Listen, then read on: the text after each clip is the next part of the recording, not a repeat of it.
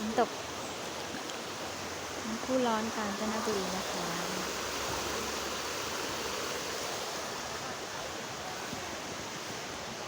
หอมร้อนพอดีนะ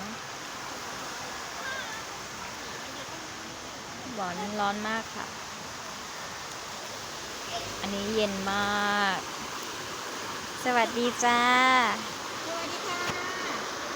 เป็นสบายมากเลย เย็นสบายไหมคะ อันนี้คือน้ำแก้วค่ะ ที่นี่หนาวเนาะตอนเช้าอะ ไม่หนาวแล้วก็น้ำเยอะกว่าเมื่อคืนด้วย เมื่อคืนน้ำน้อยตอนนี้น้ำหลายแต่ว่าเย็นอยากว่าเย็นแห้งเย็นบอก แม่น ป้านี่ออกกำลังกาย เล่าถูกบอก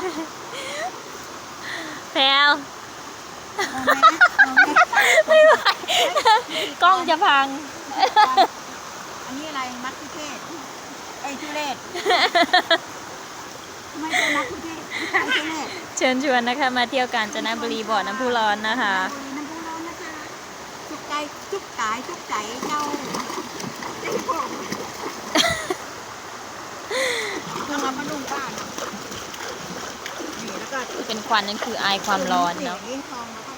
ว่ายน้ำ นี่เป็นหินธรรมชาติเนาะมันจะร้อนแบบธรรมชาติ จุกกายจุกใจเจ้า อันนี้เย็นมากค่ะ เหมือนน้ำแข็งเลย ตัวน้ำลายใจ อันนี้ให้ดูวิวเนาะ เพิ่นจะเสียบ่หลาย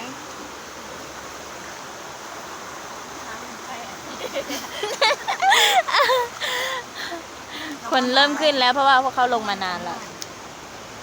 ต้องไปหาอะไรกินแหละ ม้วนแห้ง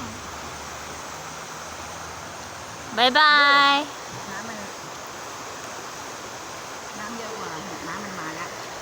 เมื่อคืนตรงนี้ไม่ท่วมแล้วน้ำเยอะขึ้นน้ำใสโอ้ยมีมาใจเพราะว่าน้ำมันเยอะ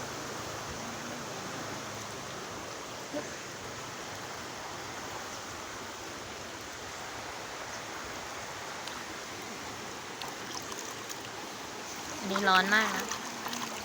เอาไข่ไปลวกนี่สุกเลยโอเคไปแล้วนะคะ ขอบคุณค่ะที่รับชม